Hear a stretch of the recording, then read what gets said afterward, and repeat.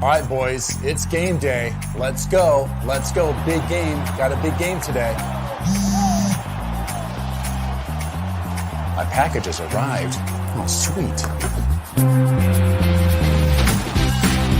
Nice. Score! Great win, fellas. What game's next? G-Men are having a great year. Let's go Blue! Here we go. Primetime football. Texans, Dolphins. Let's do this. Yes! Review. Yes! Yes! Heartland Flags. Every sport, every team, every flag. Every team? That's right. Fine. I'll get a Washington flag too. Find your flag and so much more with fast, free shipping. Heartlandflags.com. Every sport, every team, every flag. Almost. Loyal sons forever true. Go Cyclones. From the Channel Seed Studios, Nick Osen and Jake Brend talk all things Big 12. This is Firmly Entrenched, powered by Heartland Flags and Gifts. Every team, every sport, every flag. Almost. Here's Nick and Jake on Iowa Everywhere.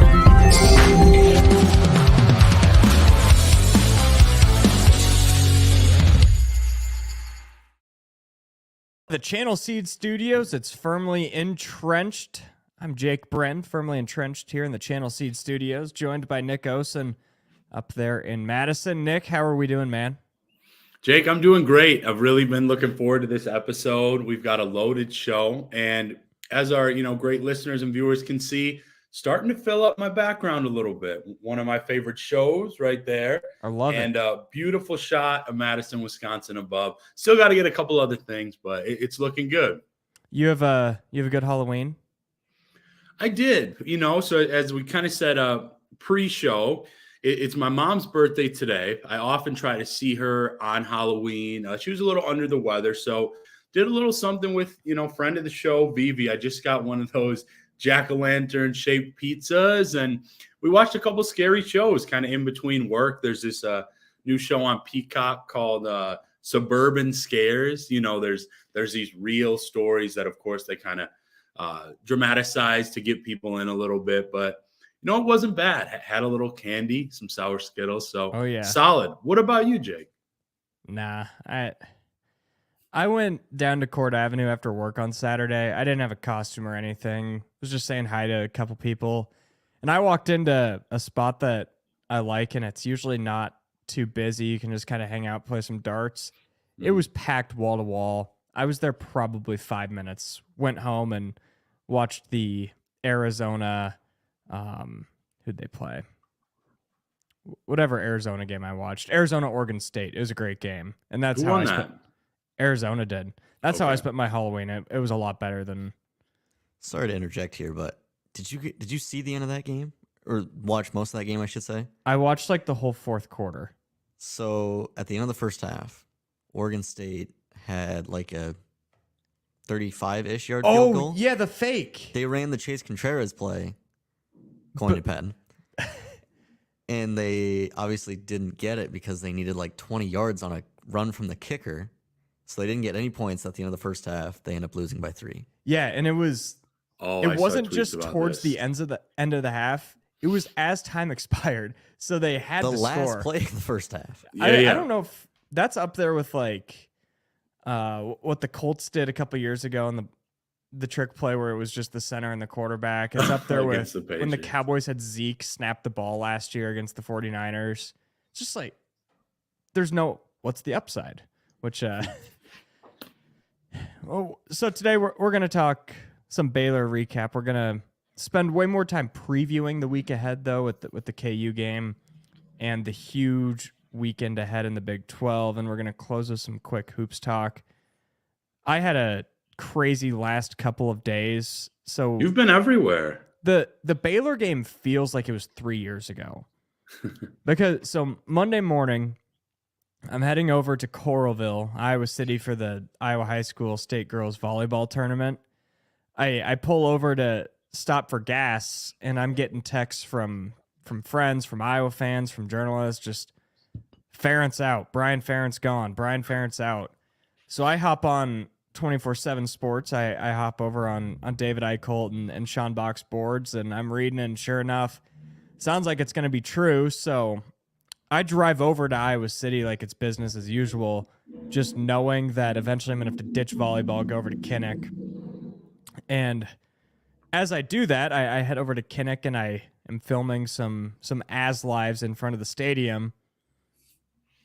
And those vultures in Iowa City, the parking and security people walk up to my car, and I think Aiden's got the video for us.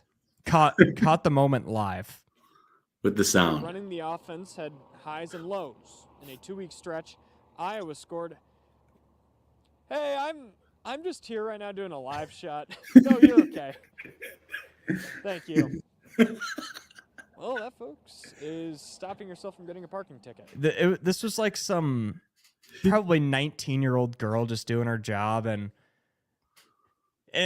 like watching it back, it kind of feels like I'm doing like do you know who I am? Like, I'm on the news. Just don't give me a parking ticket. But I was standing right next to my car, so that was like I'm like, if I'm parking here, nobody's gonna do anything. And it was like 4:00.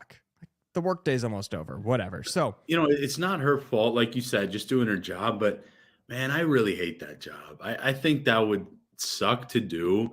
And it's so meticulous, and they get things kind of so close to the wire, whether it's where you were, Iowa City or Coralville, Madison. Geez, I almost got towed in Des Moines. I remember having a lunch. I hate. Don't get me started. I don't want to get in trouble with any potential future sponsors. We'll move into talking about the Baylor game for a little bit, and of course, we want to thank our presenting sponsor, Heartland Flags and Gifts. They're our title sponsor, and for good reason. They sent me an Iowa State flag, sent you a Wisconsin flag. And they can send you a flag anywhere across the country, any team, any sport. Maybe a Texas Rangers flag. Looks like they're going to clinch the World Series. Could be a Wisconsin flag ahead of their game against Wisconsin Stevens Point tonight in basketball. You name Somebody's tapped in. Jake, before we get into a little football, I've got a question for you, because go for it. I always see these questions out there, but I never really kind of have the natural platform to bring it up. So, favorite Halloween candy? Okay. And chocolates, or more of the sweet and sour type? So this is probably going to be out of the box. Good. I'm going to go with the more sweet and sour type as like my favorite overall. Mm-hmm. But I think my favorite just specific candy, and never mind. I was going to say Reese's. I'm going to put that second. My favorite is hot tamales. Wow. Oh, yeah. I love hot that tamales. Is okay. That's really, really out of the box. I like it, man. Similar answers kind of to what my mom would say. I'm definitely sweet and sour. And favorite candy would probably be sour Skittles, which I had too many of last night, or Shock Tarts. I don't know if you remember those. Wonka kind of stopped them like 8 or 9 years ago. No. They're basically a mix of like chewy Sprees and sour Skittles. It is kind of what I would describe them as. I think they either weren't popular enough or were just too sour for people, but that's my all-time favorite. We've got plenty of football to talk about, but I figured you'd give a good answer, and you did. Yeah, well, Aiden's mic, it doesn't seem to be working. He's telling me to tell everyone that his favorite's candy corn. No, well, hey, I'm not gonna hate on candy corn. I love me some candy corn, but me too, man. I don't get why so many people don't. Do you like the pumpkins? Oh no, the pumpkins are terrible. So good. I don't mind candy corn. Yeah, yeah, but it's just too much. Just like a brick of candy corn, basically. I love it. It's awful. No, what's your favorite Halloween candy, Aiden? See, I'm more of a chocolate guy. So Reese's. I lean more towards Snickers. Okay, but that's my all-around favorite. Yeah, they're all good. Because I had like a pregame ritual, mainly for baseball. I would eat a Snickers before every game. You know, a lot of athletes do that. Yeah, I had a junior high track and basketball coach. All he would let us eat before games was Snickers, so it just kind of became part of my routine. I'm glad I asked, man. Hey, These Coach, are I some want to eat good a salad. answers. No, screw you. Eat a Snickers. Snicker salad. Oh, Snickers salad is good. We're getting close to Thanksgiving, which is where I always eat Snickers salad. But it's crazy. Like, we actually are almost at Thanksgiving. 8 games through the season. Yeah, Iowa it State is, moves actually.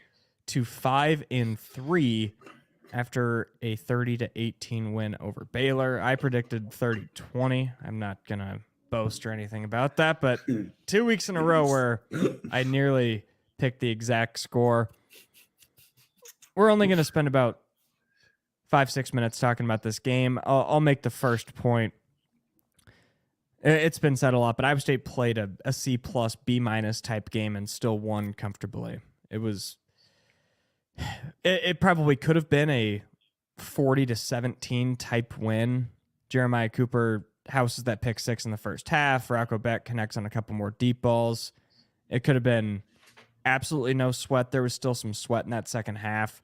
But for the most part, I think it's a good sign that a bad team in Baylor, they're a bad team, but you can still play a pretty average game and still win pretty comfortably.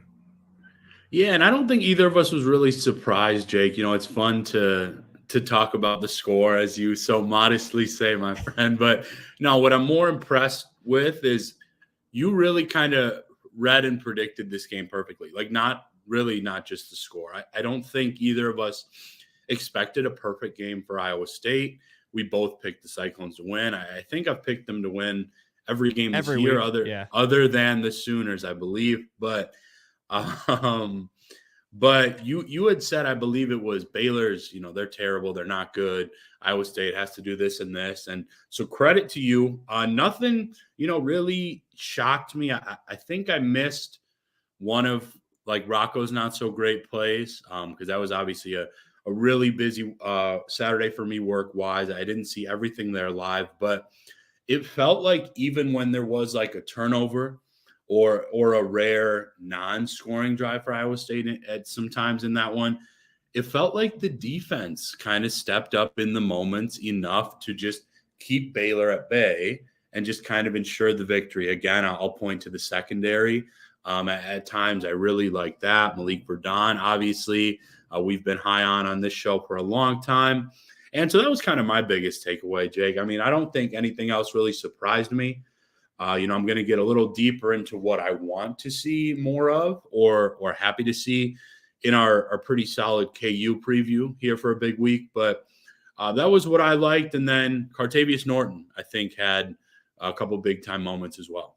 Yeah, easily his best game as a Cyclone. And I think everyone was just kind of waiting for that breakout. He almost had it against Cincinnati when Easton Dean and him kind of ran into each other. But it was good to see him break out. And well, we're definitely going to talk about those running backs as we get into the KU preview. The last point I wanted to hit on for Baylor, Matt Campbell coach teams moved to 19-0 when leading by double digits at halftime. I was in a group chat with a few of my old Wide Right Natty Light buddies, and whenever something bad happens, it's still kind of put on your nut cups. Something bad is going to happen because with Iowa State football's history, that's just what we're used to. Used to just, here comes a blown lead. Here comes the pick six. And a couple of those things almost happened, like Baylor's 70-yard touchdown. That reopened the door when it definitely should have just been shut totally. But Campbell has proven time and time again that when they get in these 10, 15-point leads, 9 times out of 10, they're winning those games. And under past regimes in Ames, they might blow those games, or a lot of regimes, they don't even get those leads in the first place. So I think it just goes to show the different place that Iowa State football is in than it was 10 years ago. And this is year 7 of the Campbell regime. I think at this point it's more of a pattern that they're winning these games on the road over teams that they're better than comfortably, and more so than a fluke is what I'll say. couple things there. I think it might be year 8. I know you said you don't kind of count. Or one yeah, season or something. sorry. Yeah. But no, you're good. You're just used to not counting. Well, I'd never. I was doing so much Brian Ferentz stuff the last couple days. He was in 17. Okay, so yeah, one more year than that. You're right. I had never heard the expression nut cup before I had the job at Iowa State. So I didn't know kind of where that originated, just in terms of always getting ready for that. You know what I'm saying? The actual, just that portion, obviously. Right. Heard of the other part. And I think it just points to kind of why I think that Matt Campbell, why I had so much confidence in him early in this season, even when people were being dramatic or reactive or anything like that. Like, being around the program, even for, as long or short as I was, I just think there's a confidence in kind of tradition and ritual, routine, and what they're used to. And that's why I'm sitting here not surprised at all that they're 5-3 and very, very likely, whether they get it done this week or next, to be bowling again. Yeah, it blows my mind, but we're closer to 2030 than we are to the Paul Rhodes era, which is just one of those. That's one of those things that'll probably never sit right in my head. It just makes me feel weird. But at this point, it's just a different football. It's a completely different football program than it was 8 years ago, and that goes without saying. But let's move on to KU. And I want to pour a glass of Steeple Ridge bourbon and cheers to Kansas, because what a turnaround it is in Lawrence. We're 10 years. Wisconsin's own Lance Leipold. Yep. We're 10 years removed from the Ice Bowl, where I think it was winless Kansas against one-win Iowa State, playing in Ames in 10-degree weather, snow on the ground.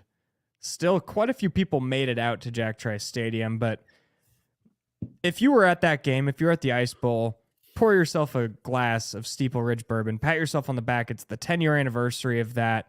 Of course, enjoy it responsibly. You've got high-quality, delicious bourbon, and if you can't find it at your favorite liquor store, grocery store, just kindly request Steeple Ridge bourbon from Lonely Oak Distillery.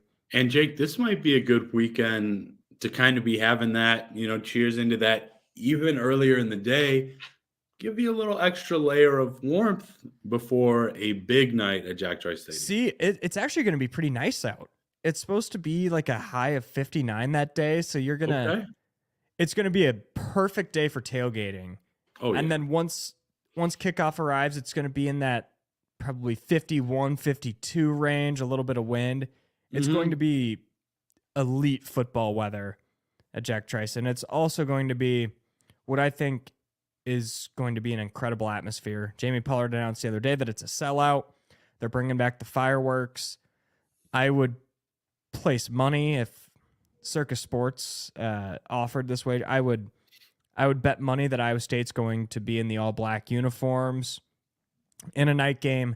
That's just been a good spot for Iowa State generally, dating back to 2018 when they brought out those uniforms for the first time.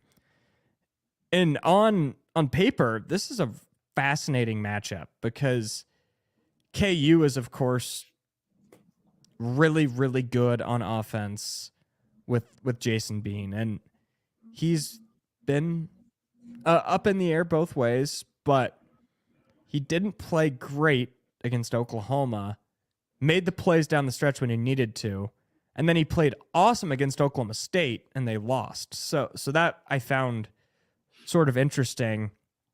I think Iowa State can bait him into some mistakes, which has been really the formula in those night games. I'm going to talk about it later in my Big 12 picks, but I think back to the 2018 West Virginia game, night game, 2021 Texas night game.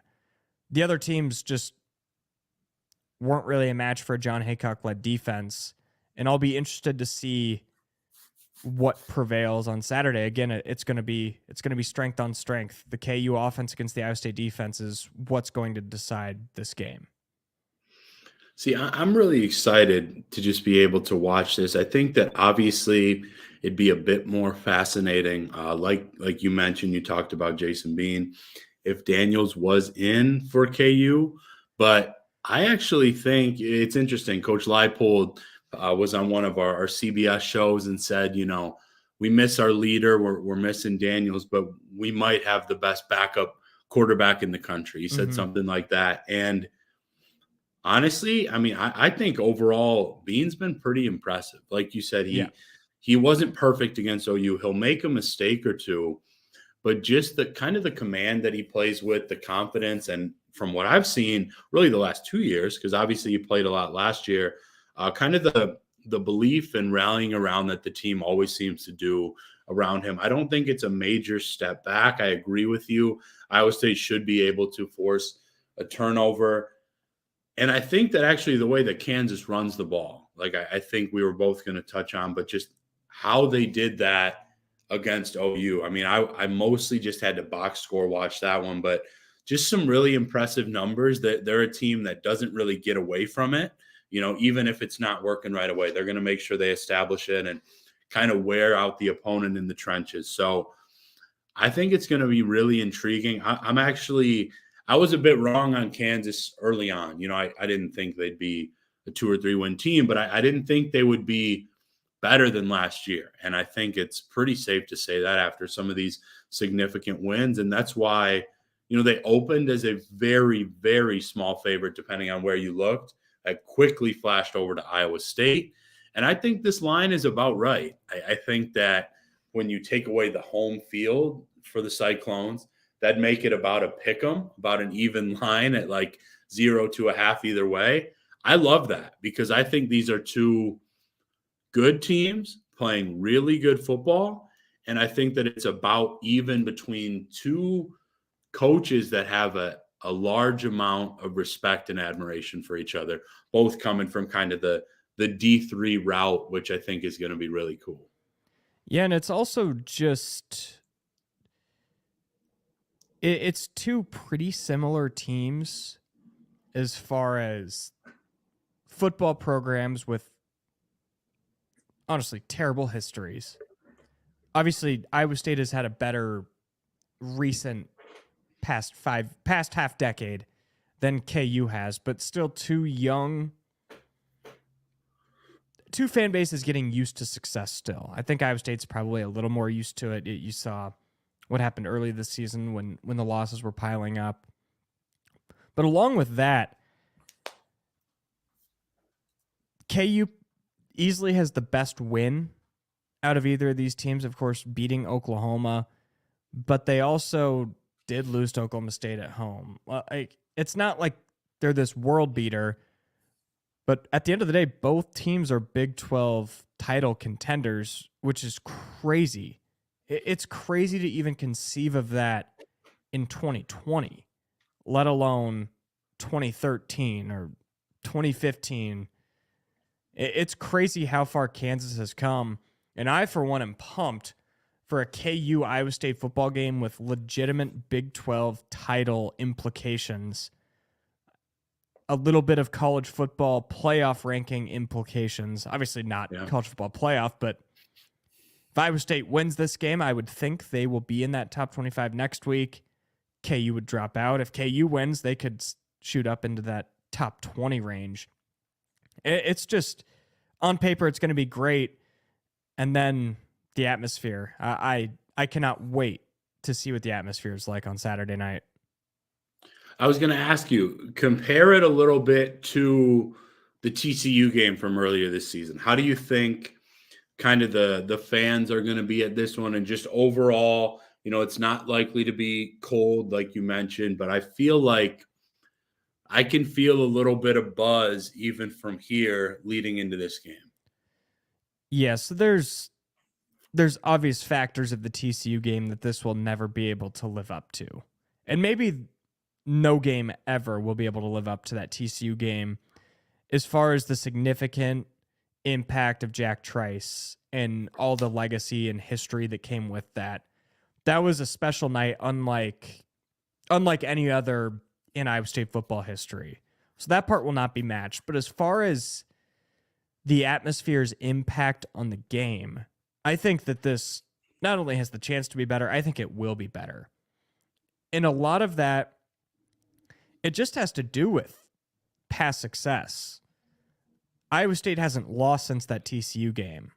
They haven't had a home game since that TCU game. So fans have been just anxious, ready to get back tailgating, back in the stadium. Whereas the TCU game, yeah, they rode the ship and beat Oklahoma State, but then they lost to Oklahoma the next week. Atmospheres are always, especially at Jack Trice, they're always just going to be better when the team has momentum, when the team's playing well. Add that in with a night game in November. That's a good combination at Jack Trice Stadium. The black uniforms, and it's really the first important Big 12 game in Jack Trice Stadium since, not important Big 12 game, but important game with any sort of title implications since that Texas game back in 21. And that was, I think, a top 3 atmosphere that I've ever been at Jack Trice Stadium when they just destroyed the Longhorns. And what we thought at the time was going to be their last trip to Ames, that was kind of when it was understood that, oh, they're going to reach a buyout eventually. So that whole day was thought to be Texas's last game in Jack Trice Stadium. So, yeah, sorry, I've rambled on about other games, but yeah, I think that no worries. I think that this game this atmosphere has a chance to be extremely special in its own way compared to that TCU Jack Trice Legacy game. I'm completely with you. I mean, I think either one, whether you're a fan, coach, or player, or even media, would be pretty special, to be at. I've seen some really good atmospheres the last 2 years, including just last week up here. And we kind of talked a little bit earlier as well as before the show that I will be able to have some eyes on this Kansas-Iowa State game after kind of some work. So I can't wait to see it. I think that it is going to be really important to get off to a good start. I understand they're at home, obviously, but Kansas does have some explosiveness to that offense, even without, Jalen Daniels. So I think that it's a game. Yeah, the first half is going to tell me a lot, and I'm really kind of excited to see it in what's not only a great game, Jake, but it's just a massive weekend for Big 12 football as a whole. Yeah, and you talk about starting fast. This is not a game that you can get down early. Yeah, yes, the Iowa State offense has been light years better than it was at the start of the season, and I'd go as far to say is it's an above average offense.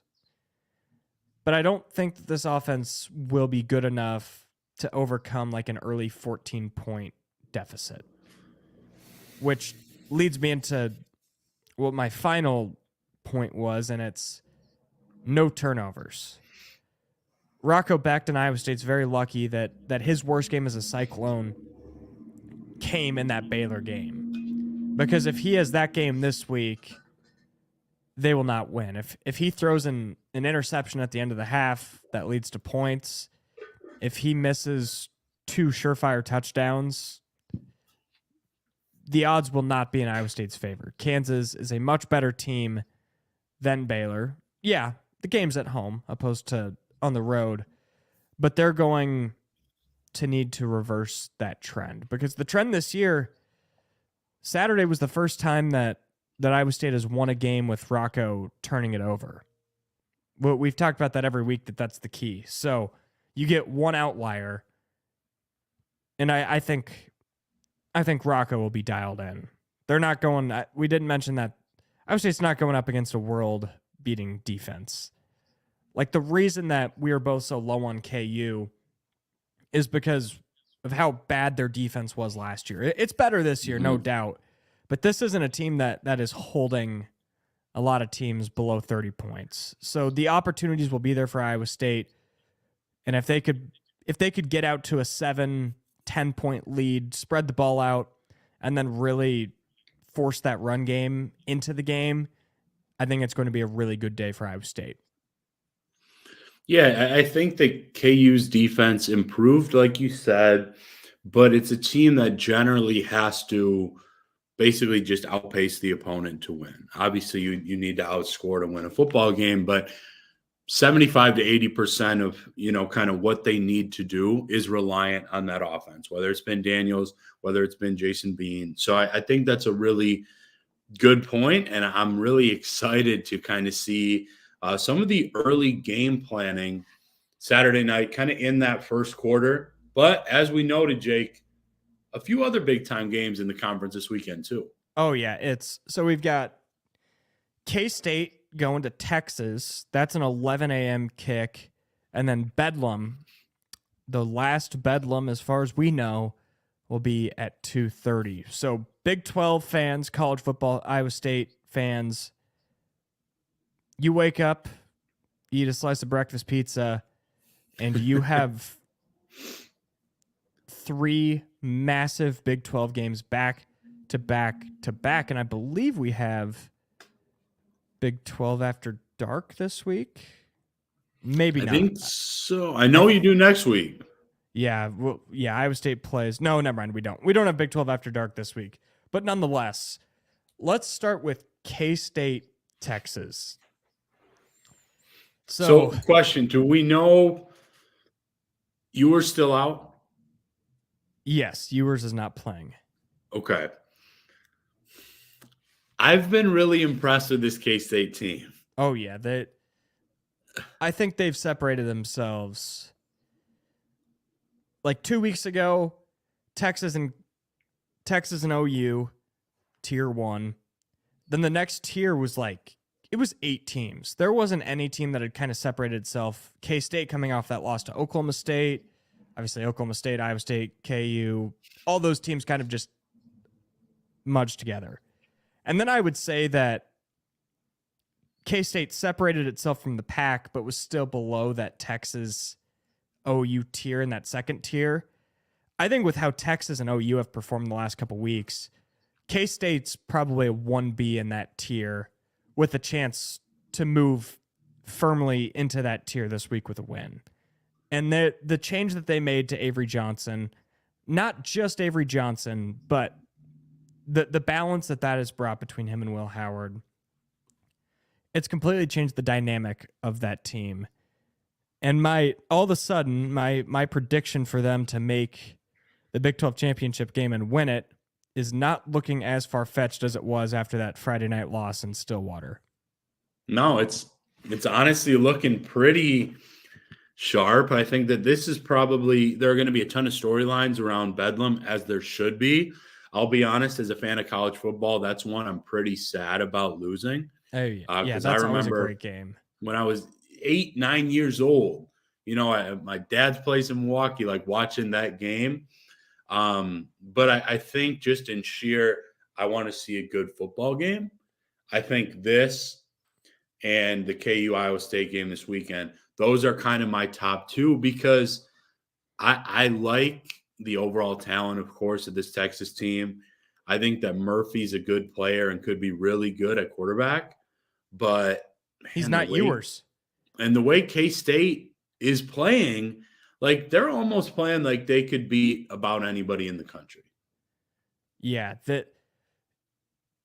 give me any team outside of that top 5. 5, yeah. And I would feel comfortable betting them +7 against any other team in the top 25. And they're they're killing teams. Just destroying them, ripping Who was their this heart last out. one? Was it Houston? Houston. I was wrong on that bet. They killed Houston. They killed BYU. They killed TCU. They're playing the best football of any team in the conference, probably followed by KU and then Iowa State. I really don't know what to think about this game because Texas this last week beats, I'm totally blanking on who they just beat. Was it BYU? Yes. Yep. So they beat BYU, who's a team that honestly somehow 8 games through the season, we still don't know that much about. We don't know what they are. we don't know what Texas is like against a good team without Quinn Ewers. And Ewers, from where he was last year to where he was this year, he was the most important part of this team. So it'll be interesting, especially you're playing an 11 a.m. kick. We know how much those chest puffing at future SEC schools hate those 11 a.m. kicks. But we'll see how it plays out. This is a stay away for me as far as the wagering side of things, but this isn't impossible to stay away from my eyes. I cannot wait to watch this game. Yeah, no, I'm completely with you. I think it could go just about either way. I think we're going to learn a lot about both quarterbacks in this massive game. I'm sure that it's going to be pretty good between the coaches as well. I think I saw the spread was only like 4.5, I think is what I saw. Yeah, 4 was the last number I saw. So, yeah, I mean, people generally agree with us then because you take away the 2.5 points for it being played, at Texas. That spread is very close. So I think it's going to be great. Frankly, I also think that Oklahoma State could be a really good game. Oh, yeah. This is one of those games where you don't bet it because we know the talent gap between OU and Oklahoma State. It's massive. But Oklahoma State, this is their Super Bowl. And rightfully so. They're going to wake up for this game. It's in Stillwater. 2:30 kick, 2:30 kick. Feels like every time Iowa State plays at Oklahoma State, it's a 2:30 kick, and they always lose that game. So I also don't know how I would bet this game. I'm not going to touch it. I would just think with the way things are going, Oklahoma State obviously trending way up, and OU trending, of course, down, almost losing to Central Florida, then losing to KU. I think the smart play would probably be Oklahoma State, but again, it's a huge contrast of a team that we thought could win a national championship a month ago to the team that we left dead for water a month ago. Now they're both more kind of floating more towards the middle. I'm very intrigued. I can't wait to watch this game. And the Cowboys found themselves in the rankings too, I believe. Yeah, right? I think they're 23. 22 or 23, yeah. Because something like that. I saw some Oklahoma State writers saying this is a ranked matchup. I will add a little bit, more to that here in a minute or two as we get to our picks. But there's no question, Jake, this is one of those rivalries where, the guys don't have to fake not liking the opponent or not liking that opposing school. Like, this is a really intense rivalry. And again, I'll just say I'm sad that it's likely going to end, at least for the foreseeable future, I believe. Yeah, and that just adds even more to the rivalry, that it's the last one. I can guarantee you that Mike Gundy every week or every day at practice this week is saying, these guys think that they're better than us. They're leaving our conference. They're going to get more money. They think that they're this shiny new toy in the SEC. There's going to be an added extra motivation on both sides. I mean, as we know, eternal bragging rights, eternal scoreboard. If this is indeed the last Bedlam, which I don't think, and I hope it's not, if Oklahoma State wins that, they get to hold that over a school that they hate. They get to hold that over their heads forever. And I don't think that can be stated enough as far as what that's going to do for the atmosphere and what it's going to do for just the on-field product, especially, I think, from the Oklahoma State side. I think they'll be a little more fired up than OU. When you'll be able to tune into that one as well, I believe, before a night of work. Yeah, I'll be at work. I'll be watching all three of these. I'll have the Iowa Northwestern game on the old Peacock network. Those Hawkeyes being put on the streaming service again. I'll have that game on at 2:30 as well. But let's move in to our picks at Circa Sports Iowa. Of course, the highest limits, the lowest holds, the best odds. Download today on the Circa Sports Iowa app. How do we do last week, Jake? I had another 1-2 week. You can just call me Jake 1-2 Brend. Feels like I've done that almost every week. And I've gotten to the point where I'm just kind of throwing a dart at the board, you know. Was playing some cricket, trying to aim for the 20s, maybe triple up a 19, trying to hit the bullseye. Now I'm just sticking, trying to hit a 6. You know, that's kind of where my predictions on the Big 12 season have gone this year. Of course, bet responsibly, especially if you're tailing me. Please be betting responsibly. Don't need anyone losing a mortgage off of my picks. So I'm just going to go with what's hot. Not what's hot. I'm cold. I'm 12-17-1. But it's the game of the week for us, Iowa State KU. I'm going to get a little creative with this one. This line itself won't release until either Friday or Saturday. But I can kind of estimate the line based on what the total and the spread are. I'm going to take KU's under team points 25.5. And that might seem bold. I get it. KU has scored 30 in almost every single game this year. But I went back and did some research. So I left one night game out of this dating back to 2018, and it was the 2020 game against Oklahoma. COVID year, not a bunch of fans there.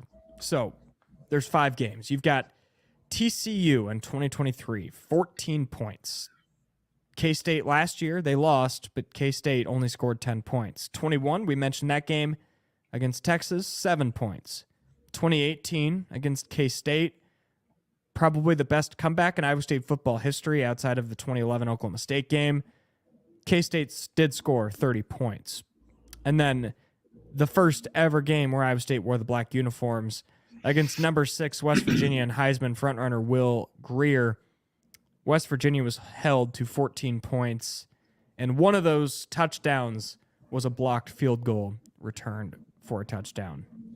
So what I'm getting at here is Iowa State's defense is at their best in these night games in the black uniforms with serious Big 12 implications. I'm expecting next week to come on this show and say that this was the best Iowa State defensive performance of the year. I don't know if that's just a lot of 3 and outs. I don't know if it's a 3 interception type game. I don't know if it's like the West Virginia game where 7 different players sacked Will Grier. I don't know what formula is going to go into this. I just think that Iowa State's in for a really good defensive night. And that, of course, I think will lead to a win. And I'll just give my score prediction. I think Iowa State wins this game 24-13. Comfortable. I think so. I might be drinking the Kool-Aid a little too much, but that's where my gut tells me this game is going to go. So, first, I asked how we did. I thought you'd maybe toss me a softball there. I was going to let you boast a little bit about your week. The first 3-0 week in firmly entrenched history. I felt good. I said on the show this should go at least 2-1. It was 3-0. I don't expect 3-0 this week. This is likely a 2-1 type week. A lot of tough games to pick. Really, truly a fun weekend in this conference. I guess I'll start with it since you just kind of hit on it, and then I'll slide into my next one, ping pong it back to you. So I'm going to go with my recipe for success. I believe that since we started doing the show and I consistently made picks, 4-2 going with Iowa State. I will take them -2 at home. It's going to be a tough game. I think that we may be underestimating a little bit KU's offense, which is why I'm going to give them a little bit more points. I think they do get about 20. I think my score is like a 26-20 type game. But you're right. The atmosphere is going to be pretty special. Both teams are going to try to run the football well. I will just stick with my bread and butter, my recipe for success in that one, Jake.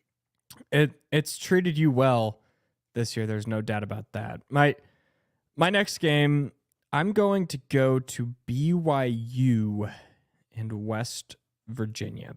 West Virginia coming off of a blowout win over Central Florida. Probably riding a little bit high, playing a tricky BYU team that we still don't know anything about, it seems like. But outside of that blowout loss to TCU, BYU, and of course Texas, I'm not going to count them. BYU has played these more middle of the pack to good Big 12 teams well. They obviously beat Texas Tech. They beat Cincinnati.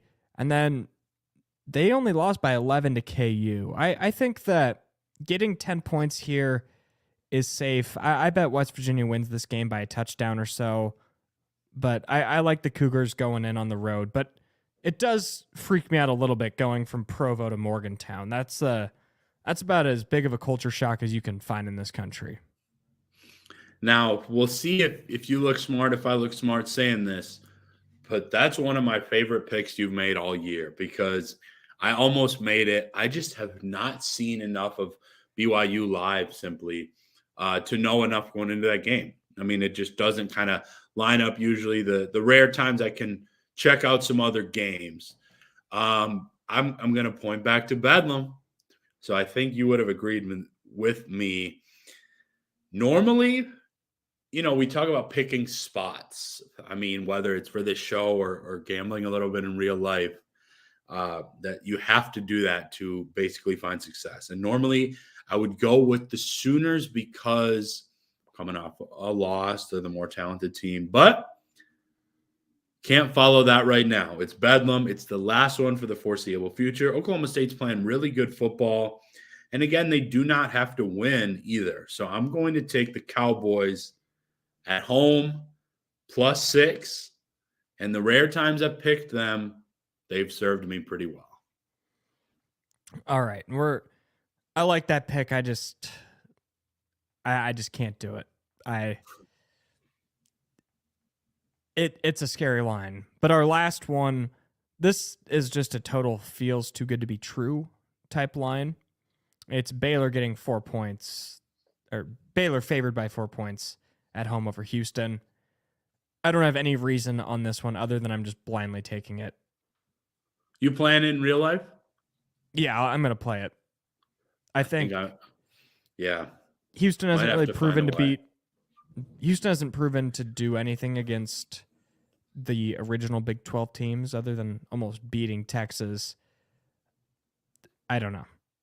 Oh, sorry. They beat West Virginia. My bad. That's totally forgot about that one. I'm just playing it. No reason. Just my gut. 4 points. Baylor can easily win this one by a touchdown. They're due. Yeah, that's almost exactly. Did you see what I wrote?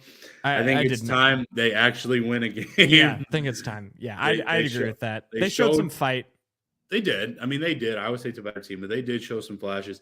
So I'm with you. Jake kind of set our final pick. We generally have one the same every 2-3 weeks.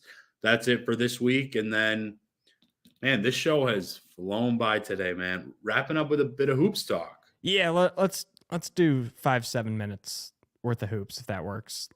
Let's I know you had a couple questions last week to ask me. Do you want to ask those today? Yeah. Okay, go ahead. I think I actually do remember them real quick. It was,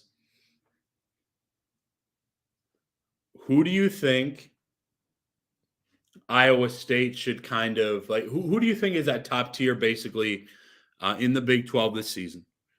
And then where do you see Iowa State finishing? Because I know we talked about levels of expectations for the non-conference. I'd like to hear your point of view on conference. Yeah, let me pull up the schedule. So I honestly think that where the coaches picked Iowa State to finish in the Big 12 preseason poll, 7th, I think is where I would have them. I'd maybe bump them up to 6th, but 6th or 7th in the Big 12 this year, assuming that you don't just totally blow it up in the non-conference, 6th or 7th this year will get you a 3, 4, 5 seed in the NCAA tournament. Like the Big 12 is that good. You have, again, 2 of the 4, 5 national title contenders. You might have 2 4 seeds. The Big 12 is just going to be incredible this year, which is going to set up for a lot of opportunities for those quad 1 victories. I guess what I would say realistic expectations for Iowa State is I'm going to pull up their schedule real quick. Sorry. They have to defend home court.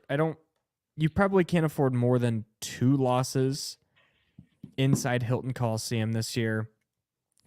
I know they welcome KU and Houston.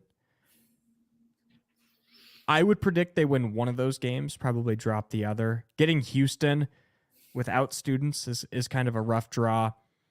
But other than that, you don't have to go to Lawrence or to Houston. Or sorry, you do have to go to Houston. So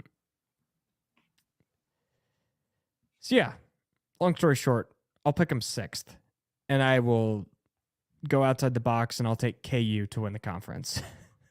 Super outside the box. So I'm not going to overreact to this recent scrimmage against Illinois, however, for Kansas.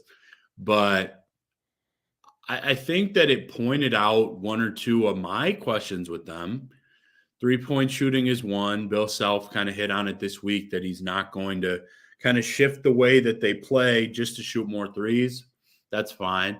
But I don't think depth is going to be amazing for them, Jake. Obviously, there was an off-the-court situation with Morris, and, now he's no longer with the team, of course.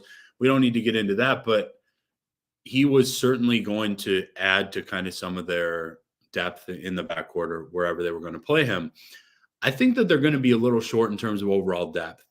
I think, they expected to, land a freshman, Mackenzie Mbako, that ended up in Indiana. So just looking at kind of their overall roster, I think they're going to be great. They're going to be really good. But I actually like Houston, I think, over KU this year. And then I don't think Baylor's getting talked about enough, personally, because Scott Drew is still a great coach. And I think that they got Bridges back. They added some transfers. They have one of the best freshmen in the country in Jacoby Walter. I think that they're going to be a special team. And then anybody that's followed me or listens to this, has heard it before, but I think Iowa State's getting overlooked a little bit. I don't think that 7th was egregious, like a crazy pick, but I've got them higher than Kansas State and potentially TCU. I could personally see Iowa State around that 4 or 5 spot. I really could. I think Texas is going to be pretty dang good. So that's probably like kind of that clear-cut top 4. But I'd certainly put Iowa State up against those next 2 or 3 teams easily. Yeah, I don't think 7th is being overlooked at all. Because 7th in this conference is going to be good enough for 2nd or 3rd in every other conference. Maybe even win a couple conferences. Like, I think Iowa State could win the ACC this year. Like, there's no doubt in my mind that there are 4 or 5 Big 12 teams that could compete heavily in the ACC. That's how good the Big 12 is going to be. It's Agreed. Loaded. Yeah, so I was just going to say, I think 7th is fair. It's more just kind of the argument of them against K-State and TCU. And Iowa State and K-State are in pretty similar situations where you're just trusting the talent that these still fresh coaches have brought in. Like, both teams lost quite a bit from last year's teams, and it's going to be entirely new teams. And what I hate is just, it doesn't feel like we're going to be able to take anything away from the non-conference outside of like 3 games. So, am I excited to be in Hilton Coliseum on Monday to watch them play Green Bay? Of course. I love basketball season. But outside of like seeing the rotations and seeing who's starting, I don't know how much we're going to be able to take away from that game. Unless Oh, like yeah. Taman Lipsy hops in and hits 4 out of 6 threes or something like that. Little things like that. Yeah, I mean, I totally agree. And, I don't think that's necessarily an anomaly for a lot of teams in the non-conference, but the way that entire non-conference schedule looks, kind of like we talked about, I would be in agreement with you there, Jake. I will say sixth or seventh in the Big 12, you could potentially get around, a 5 in the NCAA tournament March Madness. So I'm getting really excited. You know how much I love hoops. So for this season as a whole, I'd agree with you. Maybe not getting overlooked. I still think 5 or 6 comfortably is where I will have them. And again, a really tough conference this year. Yeah. Before we wrap up, I will say I do think that there's going to be more of a gap this year between the top and the bottom of the Big 12. When you play the round robin like they have these past few years, you play everyone twice, you play them at home, you play them away. That's not the case this year. I think there's a legit shot Central Florida goes 0-18 or 1-17. So I think those top 7-8 teams, I don't think it's going to be like 4 of those teams are 9-9, 3 of them are 10-8, one's 11-7. I think the winner of this league will go 13-5, and I think Iowa State will I think they could win 10 or 11 games, which I think last year they went 9-9, 8-10, something like that, and still were a 6 seed. So I think that there will be a couple more wins on the schedule for Iowa State, and that'll help their resume in March. But I think that is going to be all for this week. Aiden, any parting thoughts? What's the best Jack Trice atmosphere that you've ever experienced? 2018 West Virginia was pretty good. I mean, that was, I think it was my junior year of high school, but it was the first game I sat in the student section at Iowa State, just because I had friends or whatever. And it was awesome. Just a combination of the greatest to make everything the greatest game of all time. That's definitely up there. Honestly, OU during COVID. See, we sat front row for that game. It was awesome. That was the first one that fans were allowed back. Right. Because the Louisiana game, never mind. They didn't play Louisiana that year. That doesn't exist. Yeah. No, correct. I'm kidding. They were going to allow fans, and at the last minute, they didn't. So the OU game was the first one back with fans. And I remember this. I went and picked up pizza to go watch that game at home with my family. And then Aiden texted me like an hour before kickoff and said, "Hey, I've got an extra ticket if you want to come." So I just drop everything I have. I make my way straight up to Ames, made it in our seats for kickoff, and heckled Spencer Rattler for 3.5 hours. Rattler and stinks. honestly witnessed that's a classic Matt Campbell game. Yeah. But yeah, there's been a lot of vintage Campbell atmospheres, and we're gonna get one on Saturday night. And of course, stay tuned with all of us on social media. We'll be following along the game, and then join us here next week on Firmly Entrenched to maybe enjoy a glass of Steeple Ridge bourbon. But for now, from the Channel Seed Studios, I'm Jake Brend with Nick Osen.